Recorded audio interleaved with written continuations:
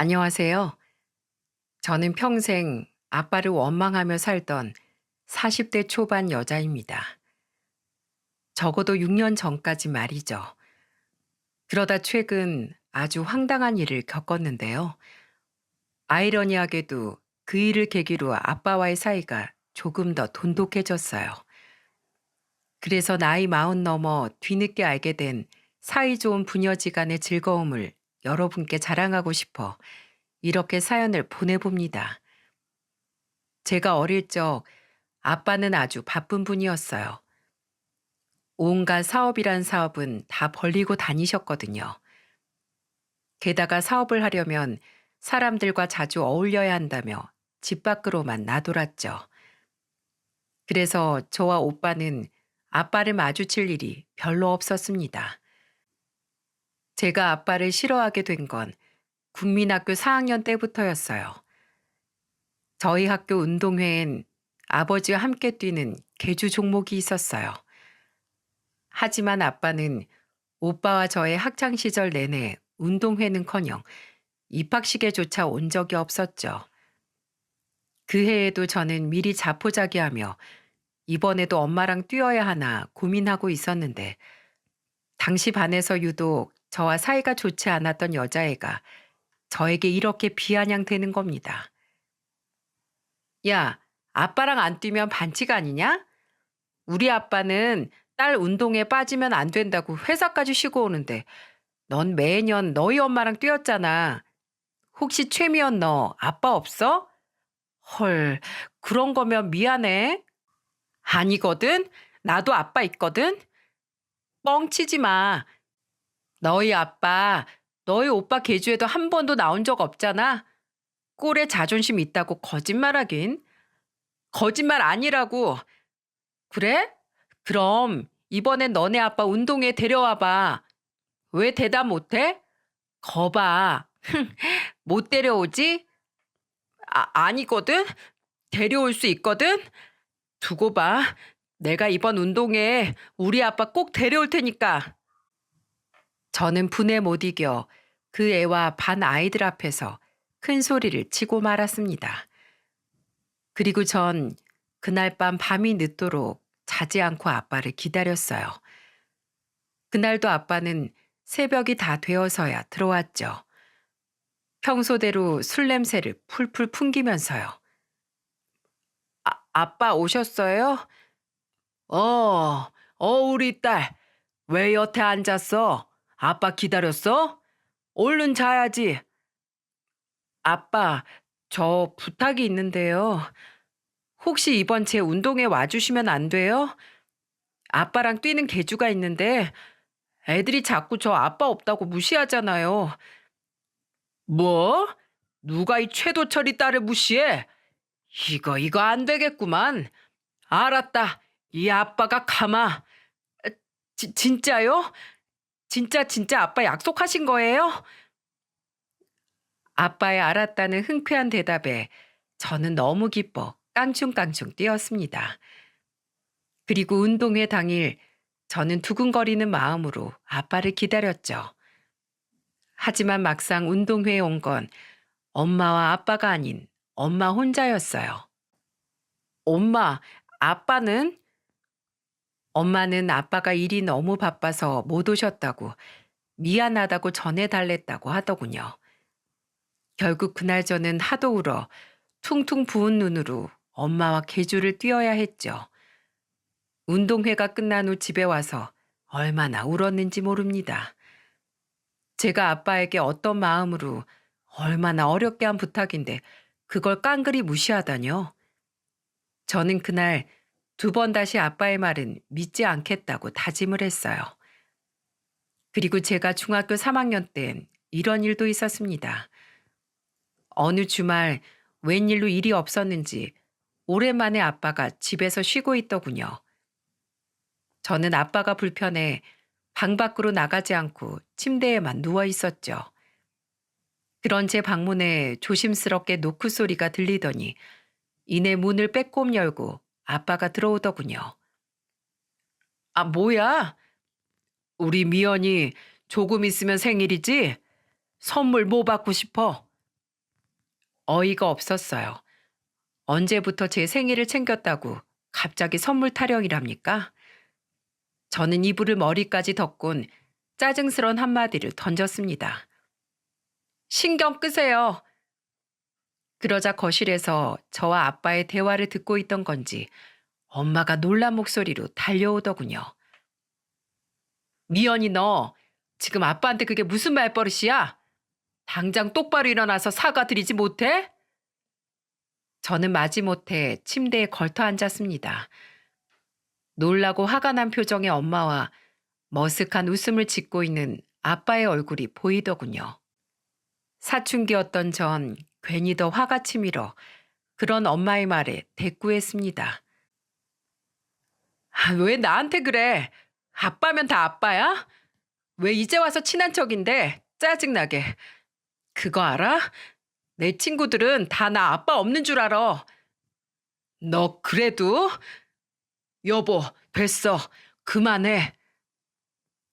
이후로도 아빠는 저와 대화를 나누고 싶은 듯 보였지만 저는 그런 아빠를 전부 무시했습니다. 가증스러웠어요.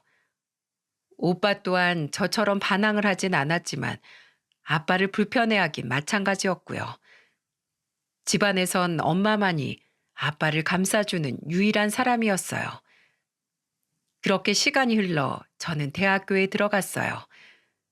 그리고 제가 대학교 4학년 때 아빠는 위안 판정을 받았습니다. 저와 오빠는 엄마와 번갈아 가며 입원해 있는 아빠의 병시중을 들었죠. 딱히 내켜서 한 일은 아니었습니다. 오히려 아빠가 거동이 불편한 것도 아닌데 왜 계속 누가 옆에 붙어 있어야 하는 건지 이해가 가지 않았죠. 그런 제가 아빠의 병시중을 든 건 오로지 그래도 아픈 아빠를 혼자 두면 안 된다는 엄마 때문이었어요. 우리가 교대를 하지 않으면 집에 가지도 않고 하루 종일 그 불편한 간이 침대에서 아빠 곁을 지키셨거든요. 그날은 제가 당번이라 다음 날 아침 엄마가 올 때까지 제가 밤새 병실에 있어야 하는 날이었어요. 밤이 늦은 시간이었는데 아빠는 잠이 오지 않는다며 병실 밖으로 홀로 나가시더군요. 저는 그런 아빠의 행동에 짜증이 났죠. 밤새 자소서 써야 하는데 왜 자꾸 안 자고 돌아다니는 거야? 아무튼 내 인생에 도움이 된 적이 한 번도 없어. 저는 한숨을 쉬곤 아빠를 따라 병실 밖으로 향했죠. 아빠는 대기실 의자에 조용히 앉아 계시더군요. 저는 그런 아빠의 자리에서 3칸 떨어진 끝부분의 의자에 엉덩이를 붙였습니다. 그때였어요. 제 귀에 들려오는 낯선 소리에 저는 깜짝 놀라 아빠를 향해 고개를 돌리고 말았죠. 아빠가 글쎄 눈물을 뚝뚝 흘리고 있는 게 아니겠어요? 저는 생전 처음 보는 아빠의 모습에 당황해 눈만 꿈뻑대고 있었어요. 무슨 말을 해야 할지 어떤 행동을 취해야 하는지 정말이지 알 수가 없었어요. 그 상황 속에서 먼저 입을 연 사람은 다름 아닌 아빠였습니다. 내가 미안하다 미연아. 이제 와서 너희들에게 참 미안해. 젊을 적엔 왜 그렇게 가족을 챙기지도 않고 주변 사람들만 챙겨대는지 모르겠다. 나는 그저 내 사업이 잘 되려면 그렇게 인맥을 챙겨야 된다고 생각했어. 그렇게 돈을 많이 버는 게 우리 가족을 위한 길이라고 생각했다. 헌데 이젠 안다. 그런 내 생각이 틀렸었다는 걸. 날 대하는 너희를 보면 지난 세월이 너무 후회스럽구나. 타임머신이라는 게 있다면 돌아가고 싶다. 그러고 싶어. 아빠는 제게 고해성사를 하듯 흐느끼며 자신의 후회를 늘어놓았습니다. 태어나서 처음 본 아빠의 눈물과 처음 받아본 아빠의 사과에 당황했지만 그렇다고 제 입에서 괜찮다는 말이 나오진 않았어요. 아빠를 위로해주고 싶지도 않았고요. 왜냐하면 전 정말로 괜찮지 않았거든요. 단 한 번 들은 아빠의 사과로 모든 원망이 녹을 만큼 아빠에 대한 제 미움의 크기가 작지 않았던 거겠죠. 저는 그날 아빠의 눈물이 그칠 때까지 아무 말 없이 그저 대기실의 하얀 벽면만 노려보았습니다. 시간이 흘러 아빠는 오래 걸리지 않아 건강을 되찾았어요. 완치 판정을 받기까지는 몇 년이 더 걸렸지만 워낙 초기에 발견된 거라 다행이었죠. 그리고 아빤 그 많던 사업들을 차츰 줄여나가더니 언제부턴가 가족에게 시간을 많이 할애하려 애를 쓰시더군요. 별다른 대꾸를 하지 않은 오빠와 저에게 말을 걸기도 하고 외식을 하자며 뭐가 먹고 싶으냐고 묻기도 했죠. 그리고 저는 그날 이후 아빠가 다르게 보이기 시작했어요. 굉장히 건장하던 아빠는 암 투병을 한 이후 많이 늙고 왜소해져 있었죠. 저 사람이 언제 저렇게 나이가 들었나 싶은 마음이 들었어요. 그러다 괜히 측은지심이 들기도 했고요. 그래서 아빠의 화해를 향한 그 노력들을 못 이기는 척 받아주었죠. 시간이 흘러 제 나이 32에 오빠가 결혼을 하게 되었습니다. 아빠는 그런 오빠에게 서울의 25평짜리 아파트를 마련해 주었어요.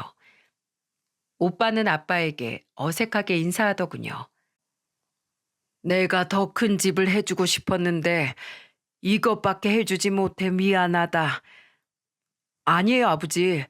그리고 서울에 25평짜리 아파트 마련하는 게 쉬운 일인가요? 이것만 해도 저는 너무 감사해요. 근데 아버지, 그거 아세요? 이 아파트가 제가 살면서 아버지한테 받은 첫 선물이라는 거요. 오빠의 말에 아빠는 씁쓸하게 웃으며 고개를 떨궜죠. 내가 가족들한테 그랬으면 안 됐는데 내 어리석음 때문에 너희에게 상처를 준 것 같아. 차마 고개를 들 수가 없구나. 그동안 참 이 아버지가 미안했다. 내가 앞으로 살면서 그동안 못해준 만큼 너희에게 더 잘하며 살게. 민성아, 너는 나랑은 다르게 결혼해서 아주 가정적인 남편이자 아빠로 살려무나.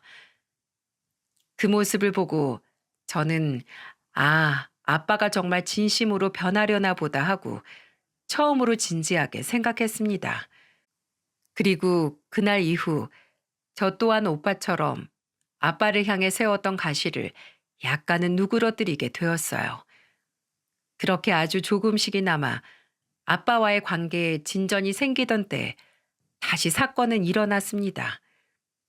오빠의 결혼 2년 뒤 이번엔 제가 결혼을 하게 된 거예요. 남편은 당시 거래처 중소기업의 대리였는데 집안 형편이 꽤 어려운 사람이었어요. 방 2개짜리의 낡은 빌라 반지하에 네 식구가 전세로 살고 있었을 정도로요. 그래도 심성은 굉장히 곱고 착한 사람이었죠. 하지만 저는 믿는 구석이 있어 별 걱정을 하지 않았습니다. 오빠가 결혼할 때 집을 해주었던 아빠가 생각났거든요. 같은 자식인데 설마 오빠만큼은 못해도 적어도 빌라 한 채나 아니면 전셋집이라도 마련해 주겠지 하고요. 하지만 그건 저의 착각이었어요. 남편을 처음 소개시켜주고 얼마 되지 않아 엄마가 저를 부르더군요. 저는 무슨 일인가 싶어 안방으로 들어갔습니다. 엄마는 제게 통장을 내밀더라고요. 아빠가 주시는 거야. 결혼 자금에 보태 쓰렴. 아, 오빠와는 다르게 내겐 돈으로 직접 주려는 건가 싶어 저는 두근거리는 마음으로 통장을 열어보았죠. 그리고 통장에 적힌 액수를 본 제 표정은 급격하게 굳어버리고 말았습니다. 통장에 적힌 금액은 1,000만 원이었어요. 1억도 하다못해 5천만 원도 아닌 단돈 1,000만 원이요. 물론 1,000만 원이 적은 돈이라는 건 아닙니다. 하지만 오빠에겐 몇 억짜리 집을 해주셨는데 제겐 딸랑 1,000만 원이라뇨? 오빠한텐 서울에 아파트 하나를 떡하니 해주더니 나한텐 고작 1,000만 원이야? 엄마는 그런 제 말에 민망한 듯 쓴웃음을 짓더군요. 그게 이번엔 사정이 그렇게 되었다. 미안하구나. 그래도 그렇지. 아빠 정말 너무한 거 아니야? 딸은 출가 외인이다 이거야? 어쩜 이렇게 오빠랑 날 심하게 차별할 수 있어? 저는 안타까운 표정을 짓는 엄마를 뒤로하고 통장을 들고 방문을 나섰습니다. 빈정이 잔뜩 상한 채로요. 겨우 조금 풀렸던 아빠에 대한 미움이 다시 고개를 들던 순간이었죠. 그렇게 저와 남편은 대출을 받아 작은 빌라 전세에서 시작을 하게 되었습니다. 그렇게 아빠와 저 사이의 감정의 골이 다시 깊어진 지 3년이 지났을 무렵이었어요. 세상에 단 한 명, 제가 유일하게 믿고 의지하던 엄마에게 불행이 찾아왔습니다. 그 무렵 엄마께선 날이 갈수록 몸이 쇠약해지고 있었어요. 그러다 갑자기 찾아온 폐렴은 면역력이 잔뜩 떨어진 엄마에겐 치명적이었죠. 엄마는 폐렴 판정을 받은 그 길로 병원에 입원을 했습니다. 걱정이 된 저는 병원과 집, 회사를 오가며 그런 엄마의 간호를 자처했죠. 아빠는 일을 하는 시간이 아니면 항상 엄마의 곁에 붙어 있었고요. 아빠 마주칠 때마다 저는 고개만 까딱할 뿐 그런 아빠를 무시했지만은요. 그러던 어느 날은 엄마와 저 단 둘만 병실에 남게 되었는데 엄마가 제 손을 붙잡곤 힘없는 목소리로 말씀을 시작하셨습니다. 마치 유언처럼요. 미연아, 네 아버지 너무 미워하지 말어라. 네 아버지 사업이 사실 몇 년 전부터 많이 어려웠다. 네 오빠 결혼할 때도 집 해줄 형편이 안 됐는데 그래도 그땐 너 결혼할 때보다는 사정이 좀 나아서 어떻게든 돈을 마련했던 것 같더라. 너 결혼할 땐 사정이 말이 아니었어. 1,000만 원은커녕 100만 원도 없을 때였는데 그 양반이 빚까지 내서 겨우 마련한 돈이 그거였다. 그리고선 차마 널 볼 염치도 없다며 내게 대신 전해달라고 부탁하더구나.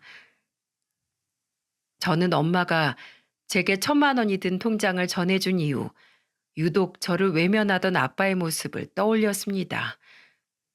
저는 정말 몰랐어요. 그냥 아들, 딸 차별한 게 민망해서 저를 불편해하는 줄로만 알았거든요.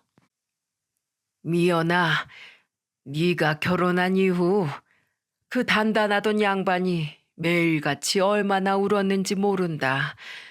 너한테 미안하다고 너 결혼할 때마저 애비 노릇을 제대로 하지 못해 죄스럽다고 말이야.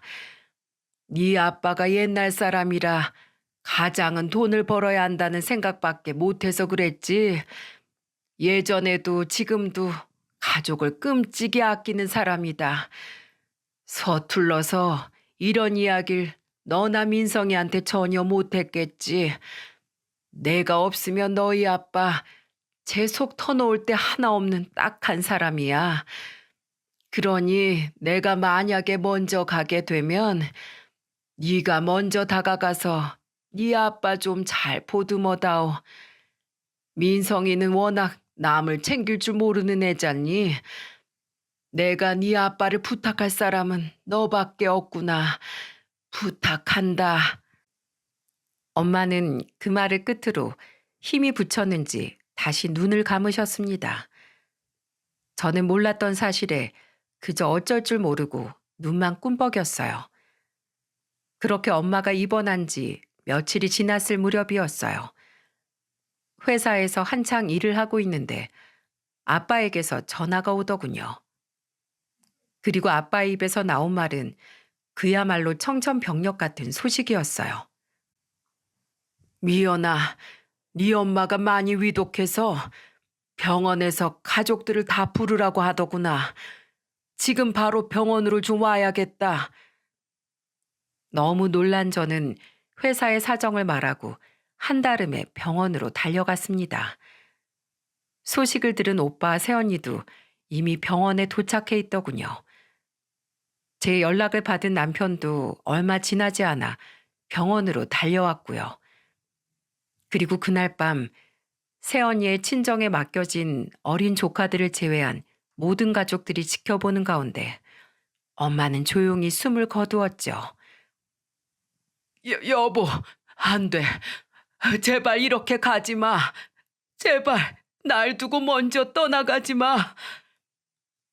아빠는 이미 숨을 거둔 엄마를 끌어안으며 오열을 하더군요. 그리고 장례식 내내 아빠는 하루도 눈물 짓지 않는 날이 없었습니다.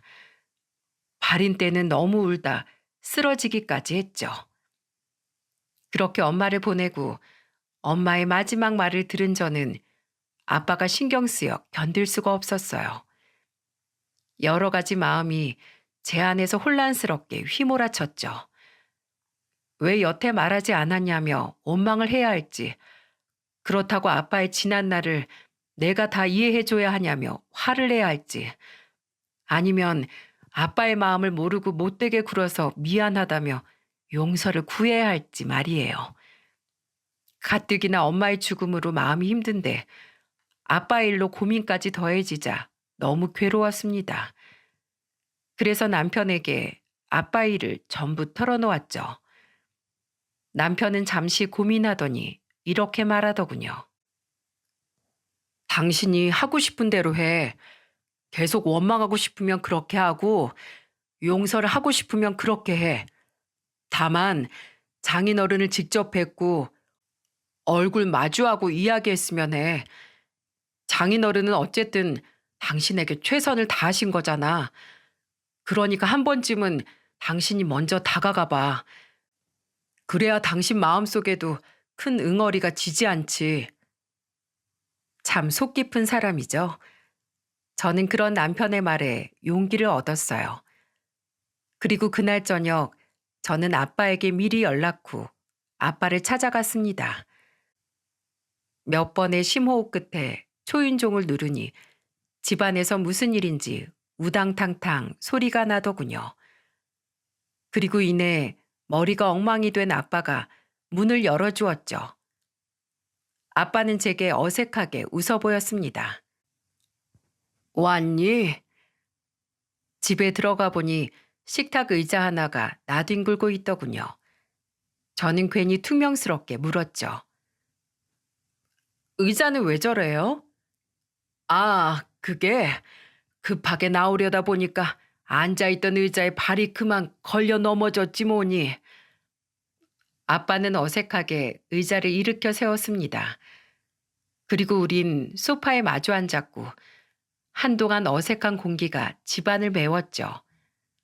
그리고 저는 무슨 말을 먼저 할지 열심히 고르다 한마디를 내뱉었죠.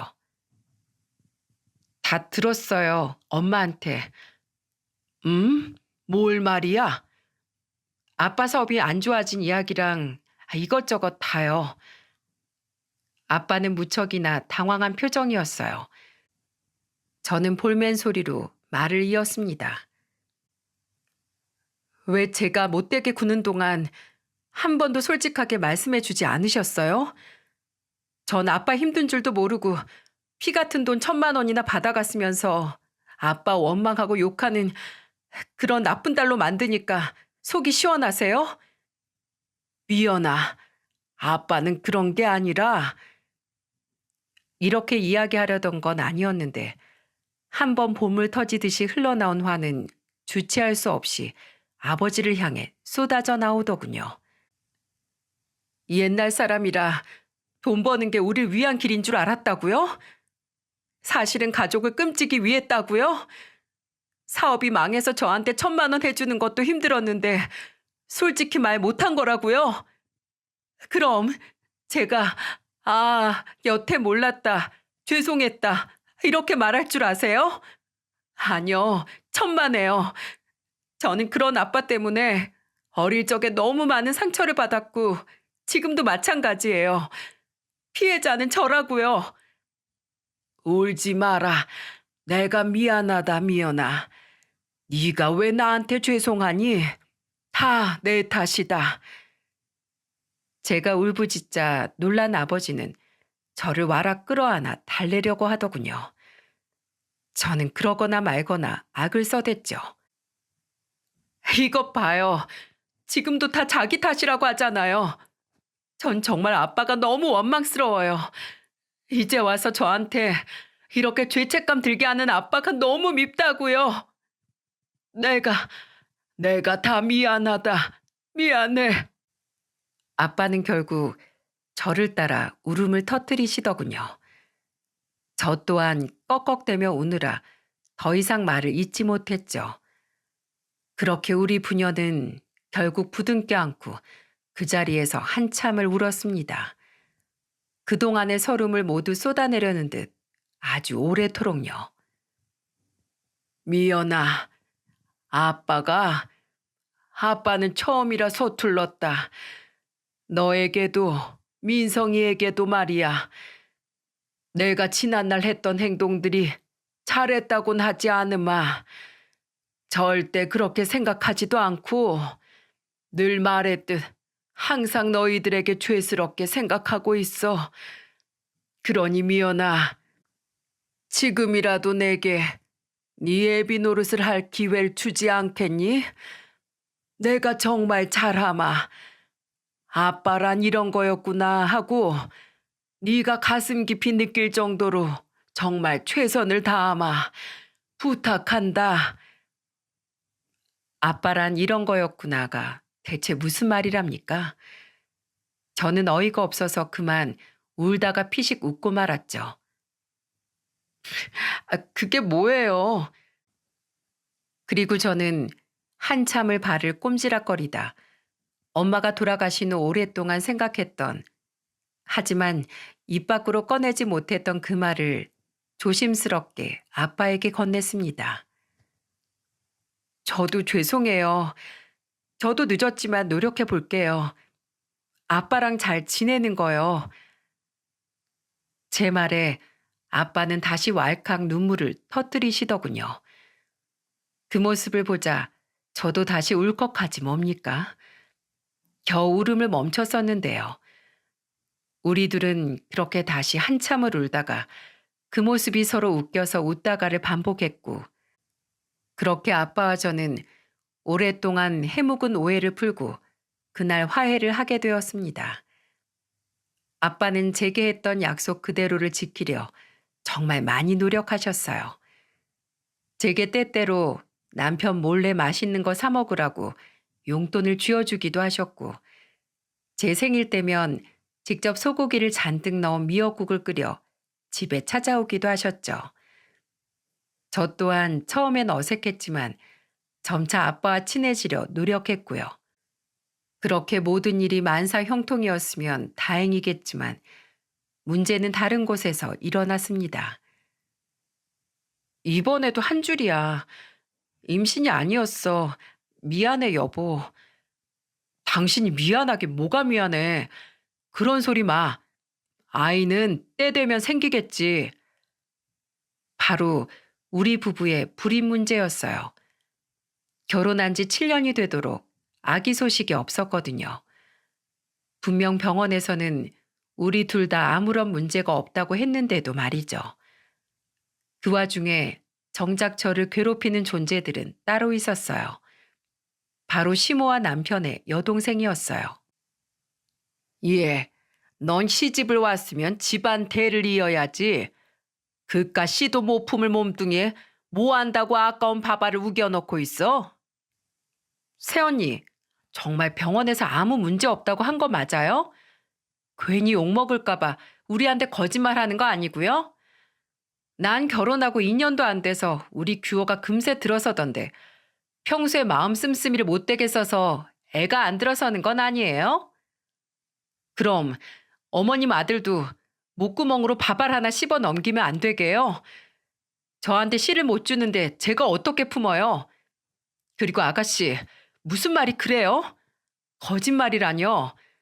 제가 무슨 죄를 진 것도 아닌데 그런 거짓말을 왜 해요?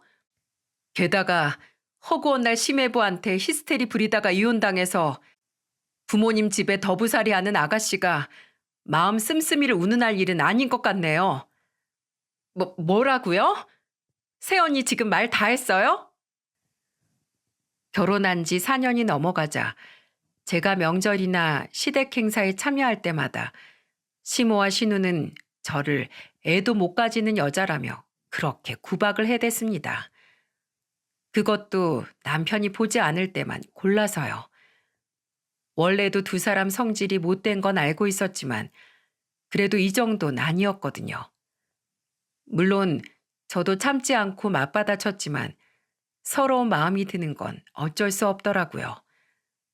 그럴 때마다 저를 두둔해 준 건 다름 아닌 시부였습니다. 당신, 그리고 명인 너, 그만 못해? 사람들이 어쩜 그리 못돼 먹었어. 남의 귀한 자식을 데려왔으면 내 자식보다 더 귀하게 대해야지. 제가 그런 과시를 당하면서도 꼴도 보기 싫은 시모와 신우가 있는 시댁의 발길을 끊지 못한 건 바로 이런 시부 때문이었어요. 시부께선 제게 저런 소리 들으러 시댁에 오지 않아도 된다고 연신 말씀하셨지만 저는 차마 그러지 못했죠. 얼른 친정으로 가라니까, 아가. 왜냐하면 시부께선 선천적으로 몸이 약하셔서 거의 집에서 누워서만 생활을 하셨거든요. 그래서 시부는 젊었을 때부터 일을 하지 못하셨고 그 때문에 집의 가세가 많이 기울었다고 남편이 이야기를 해주더군요. 항상 집에서 요양하고 계신 시부께는 그래도 얼굴을 보여드려야 할 것 같아 어쩔 수 없이 시댁에 왕래하던 와중 제 참을성이 바닥나게 한 사건이 터지고야 말았어요. 결혼한 지 햇수로 8년째 되던 어느 여름날이었어요. 여보, 이것 좀 봐요. 두 줄이야, 두 줄. 제가 40이 넘은 늦은 나이에 드디어 임신에 성공을 한 겁니다. 이 소식을 들은 친정아빠는 매우 기뻐하셨어요. 드디어 손주가 생기는 거냐면서요. 물론 오빠네 자식들이 있긴 했지만 저는 워낙 아빠의 아픈 손가락이었던지라 더욱 마음이 쓰이셨던 거겠죠. 그리고 한 달쯤 지났을 땐가 오랜만에 친정에 모여 아빠, 오빠, 저 이렇게 셋이 저녁 식사를 한 날이었습니다. 아빠가 갑자기 제게 통장을 하나 내밀더군요. 미연아, 너 결혼할 때 못해준 거 이 아빠가 지금이라도 이렇게 주고 싶다. 아이 가진 거 축하한다. 통장을 열어보니 무려 5억 5천만 원이라는 거금이 들어있지 뭡니까? 아빠, 이 큰돈이 어디서 났어요? 아빠 사업 어렵다면서. 우리 딸이 그토록 간절히 바라던 임신을 했는데 아빠가 이 정도도 못해주랴? 내일부터 아빠랑 같이 서울에 괜찮은 집 있나 알아보러 다니자. 이 아빠가 아파트 하나 해주마. 어떠냐? 이 아빠 무진장 든든하지? 아빠는 어깨를 으쓱하며 우쭐한 표정을 지었습니다. 오빠는 그 옆에서 빙그레 웃고 있었고요. 나중에 말하기를 자기만 아빠에게 결혼할 때 도움을 받은 것 같아 제게 참 미안했었는데 그날 그렇게 속이 시원할 수가 없었다고 하더군요. 그렇게 아빠와 저 그리고 남편은 시간이 날 때마다 함께 집을 알아보러 다녔고 결국 마음에 드는 서울 외곽의 아파트를 계약할 수 있었죠. 문제는 그 뒤였습니다. 집을 계약한 지 얼마 되지 않아 웬일로 신우에게 전화가 오더군요. 뭔가 요구할 때 빼고는 생전 안부 전화 한 번 없던 사람이었는데요. 예, 아가씨. 새언니, 임신 축하해요. 이번에 아파트 선물 받았다면서요? 그것도 방이 3개나 된다던데. 뭔가 불길한 예감이 들었습니다. 제가 신우를 아는데 절대로 이런 일에 축하한다는 말을 할 사람이 아니었거든요. 오히려 질투가 나 심하게 배앓이를 하면 해도요. 저 엄마한테 허락 받았거든요. 오빠 집에 들어가서 살아도 된다고. 그래서 말인데 저 안방 좀 내주세요. 이사 다음 달이라고 했죠? 뭐라고요? 뭘 어딜 들어와요? 기가 차서 말도 안 나오더군요. 심지어 제 허락을 구하는 것도 아니고 말 그대로 통보였습니다. 아무리 뻔뻔해도 유분수지. 이 정도면 총만 안 들었지. 날강도 아닌가요? 저랑 우리 규 둘이 지내야 되잖아요. 애가 어려서 뛰어놀려면 넓은 방 필요한 거 아시죠? 가족인데 양보 좀 하세요. 저기 아가씨, 말도 안 되는 소리 할 거면 그만 끊을게요. 제가 왜 아가씨랑 같이 살아요? 그리고 이 집이 왜 오빠 집이에요? 제 집이지. 게다가 허락을 구할 거면 저한테 구해야지. 왜 어머님한테 허락을 구해요? 어디서 말 같지도 않은 소리 하고 있어? 짜증나니까 그만 끊어요. 시모나 신우나 진짜 사람 우습게 보는 것도 유분수지. 시부 때문에 그동안 그나마 참고 숙여줬더니 아주 지랄을 꽹가리로 치고 있더군요. 그리고 이 일을 저녁에 남편에게 말하자 남편도 어이없어 하더니 제게 잘했다고 말해 주었습니다. 신우 말 신경 쓸 것 하나 없다고요. 하지만 신우의 미친 짓은 말로만 끝나지 않았습니다. 이사갈 저희 집 주소는 어떻게 알았는지 이사 당일에 글쎄 자기 짐을 멋대로 용달차에 실어온 게 아니겠어요? 시 조카 나란히 보조석에 탄 채로 말이에요. 이삿짐 센터 직원들과 한참 짐을 나르던 남편은 어이가 없는 표정으로 용달차에서 내리는 신우를 빤히 쳐다보더군요. 오빠, 새언니, 저 왔어요. 어디 보자. 이봐요, 아저씨. 여기 이 짐도 같이 날라줘요. 같은 집 거예요. 너 뭐 하는 짓이야? 뭐긴 뭐야. 안방 우리가 쓸 거라는 얘기 들었지? 아, 그리고 용달비 좀 내줘, 오빠. 나 돈 없는 거 알잖아. 아휴, 용달차가 하도 낡아서 오는 내내 등 베겨 죽는 줄 알았네. 아저씨, 돈 좀 잘 모아서 차 좀 바꾸세요. 참 대단한 여자였습니다. 한 번의 말로 저와 남편, 이삿짐 센터 직원, 그리고 용달차를 몰고 온 사장님 모두의 기분을 팍 상하게 만들다니 말이에요. 하도 기가 차서 보고만 있는데 남편이 성큼성큼 용달차의 운전석 쪽으로 가더군요. 저는 설마 남편이 진짜 용달비를 내주고 신우를 받아주려나 싶어 경악을 했죠. 하지만 남편의 입에서 나온 말은 굉장히 뜻밖이었어요.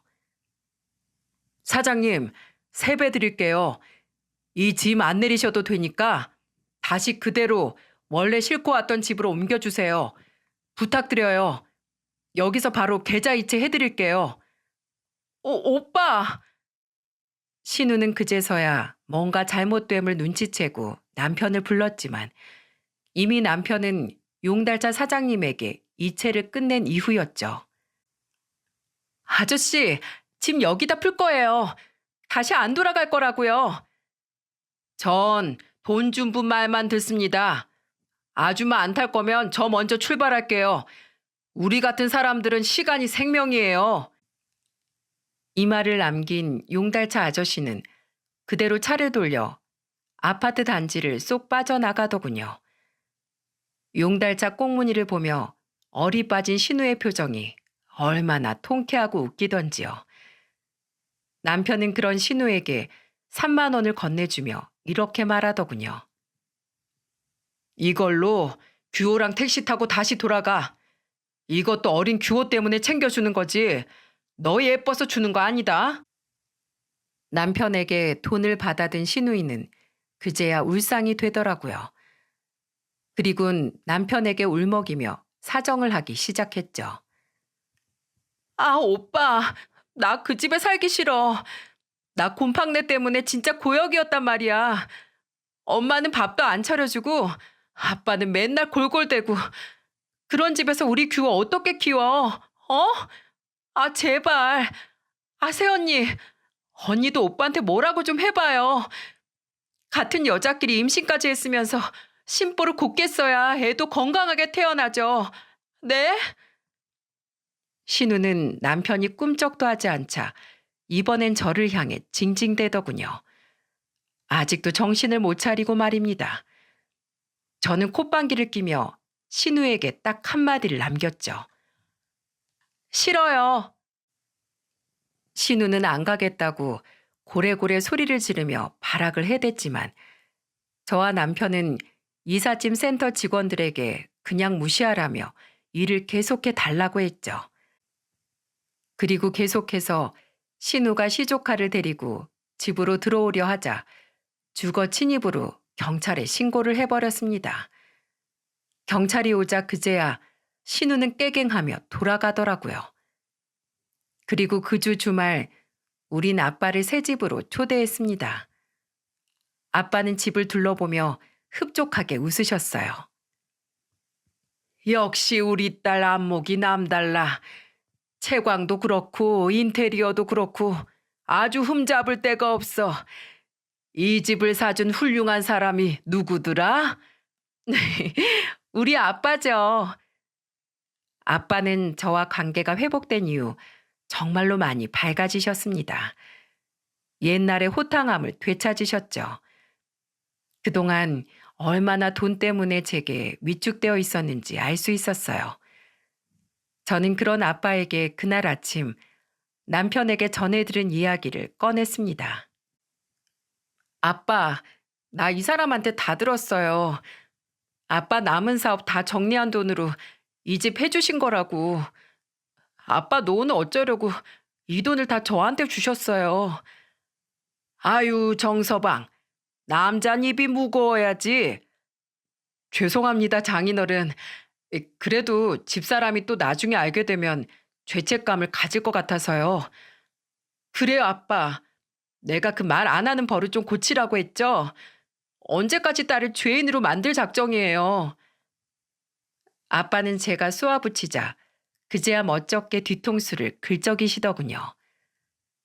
그래, 너랑 정서방 말이 맞다. 내가 또 잘못 생각했구나. 그래도 이 아빠 노후 보낼 돈은 다 남겨놨어. 내 걱정은 안 해도 된단다. 그때였어요. 갑자기 저희 집 초인종이 미친 듯이 울리기 시작하더군요. 인터폰으로 누군지 내다보니 세상에 글쎄 시모가 잔뜩 화가 난 얼굴로 집 앞에 서 있지 뭐예요. 아빠, 어머님이 오셨는데? 아빠는 시모도 오늘 초대했냐며 제게 묻더군요. 저는 고개를 가로저었죠. 그리곤 걱정이 되기 시작했습니다. 아빠가 걱정할까봐 그동안 시댁에서 있었던 일을 아빠에게 말하지 않았거든요. 아니나 다를까 남편이 현관문을 열자마자 시모가 쩌렁쩌렁하게 소리를 지르며 집 안으로 쳐들어왔습니다.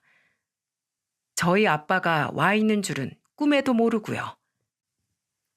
야, 네가 우리 명희 내 아들 집에서 쫓아냈다며? 내가 허락했는데 어딜 감히 건방지게. 8년간 임신도 못한 년을 그래도 며느리라고 꼬박꼬박 대우해줬더니 주제도 모르고 기어올라? 어디 오늘 너 한번 죽어보자. 그리고 결국 우려하던 일이 터지고야 말았죠. 이 미친 여편네가 뭐가 어쩌고 저째? 아니, 사돈이 왜 여길? 시모는 뒤늦게 친정아빠의 존재를 눈치채곤 굉장히 당황하더군요. 하지만 아빠의 눈은 이미 분노로 이글거리고 있었어요. 누가 누굴 죽여? 이 망할 놈의 여편네야. 지금 누구한테 그딴 소리를 하는 거야? 너무 귀해서 나는 화 한 번 못 내는 우리 귀한 딸한테 감히. 미연이 너 여태 시댁에서 이딴 대우 받았어? 왜 이 아빠한테 말 안 했어? 아빠, 그게... 그 순간 아빠가 너무도 든든하게 느껴졌어요. 그리고 입을 열려던 찰나 갑자기 눈물이 본물처럼 터져 나왔어요. 아빠, 그게요.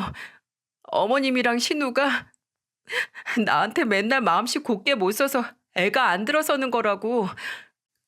그러고 씨도 못 품는 연한테 주는 밥 아깝다고 막 구박하고. 말하다 보니 감정이 복받쳐 저는 엉엉 울고 말았어요. 아빠는 그런 저를 보더니 당장이라도 때려 죽일 듯 성큼성큼 시모에게 다가갔습니다. 왜 이래요, 사돈? 며느리 제가 오버하는 거예요. 일단 제 말 좀. 그 입 닥쳐요, 아줌마.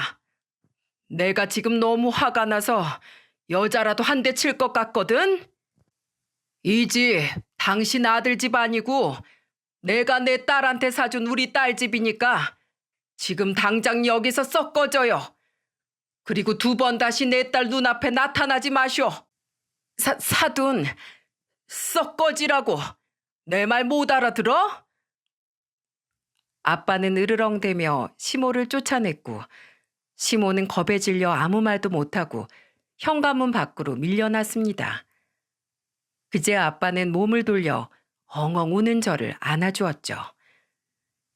아이고, 이 미련한 거사. 왜 진작 아빠한테 얘기를 안 했어? 넌 아빠한테 뭔 얘기를 안 한다고 뭘 할 자격 없다. 혼자서 얼마나 힘들었어 그래. 남편은 그 옆에서 죄진 사람처럼 서 있더군요. 저를 달랜 아빠는 그제야 남편을 향해 화난 목소리로 이야기했습니다. 자네, 나한테 어떻게 된 일인지 설명 좀 해줘야겠네. 아빠, 이 사람은 잘못 없어요. 계속 나한테 시댁에 가지 말라고 했는데 제가 억지 부려서 간 거예요. 시아버님 뵈려고. 아버님은 저한테 잘해주셨는데 몸이 너무 편찮으셔서 집 밖으로 잘 나오지 못하셔. 그래서 그랬어요. 이 사람한테 뭐라고 하지 마세요. 네?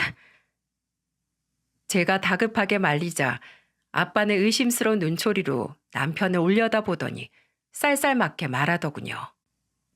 자네, 내가 우리 미연이 봐서 그냥 넘어가 주는 거야. 평소 자네 심성을 잘 아니까. 근데 또 이런 일이 내 귀에 들리면 그땐 가만두지 않을 걸세. 알겠나? 우리 미연이 눈에 눈물 나게 하지 말란 말이야. 네, 장인어른. 제가 입이 10개라도 할 말이 없습니다. 죄송합니다.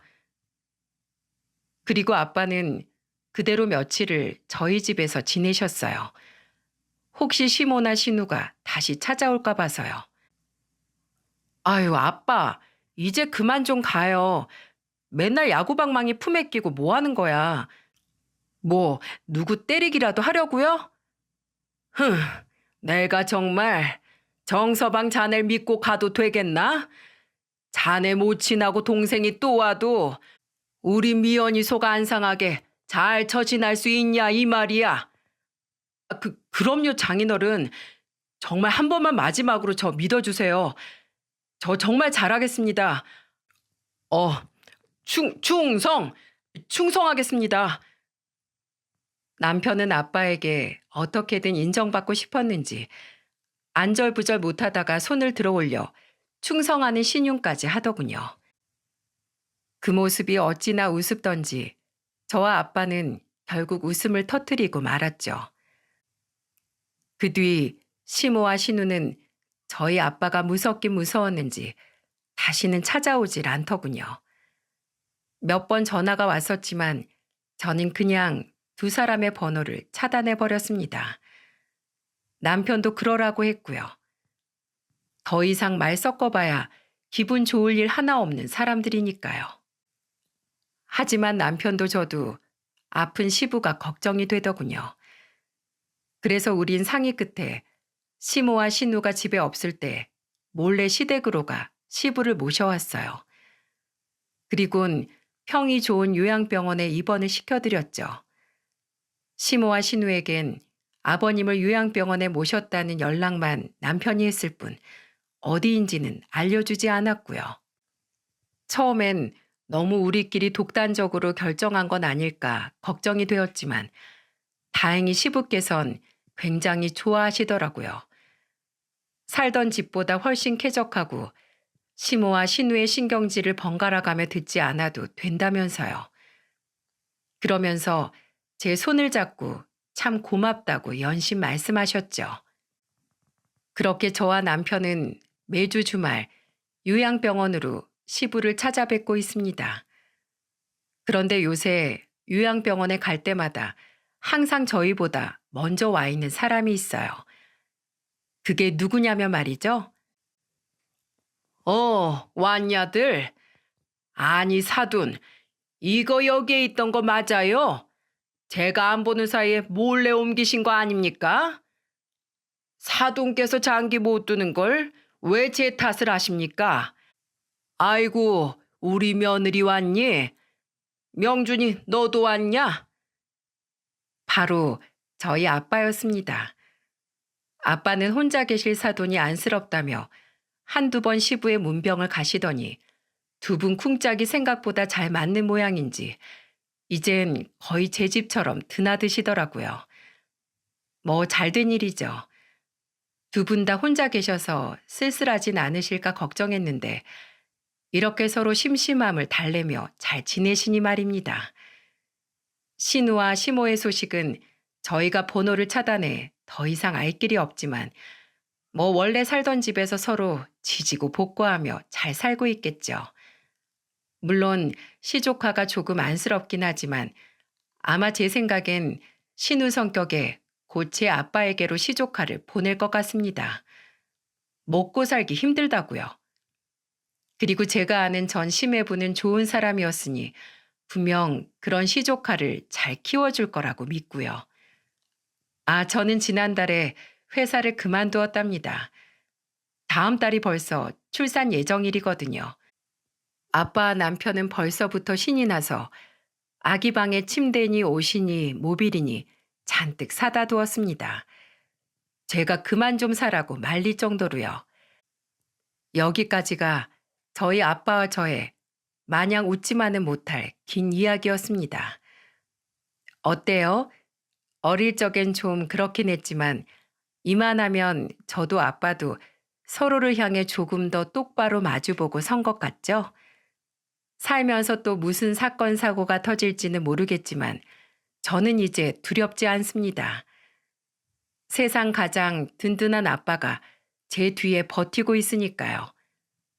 그럼 사연을 들어주신 모든 분들의 가정이 저희 집처럼 항상 평안하길 빌며 이만 글을 마치겠습니다. 다들 들어주셔서 감사합니다.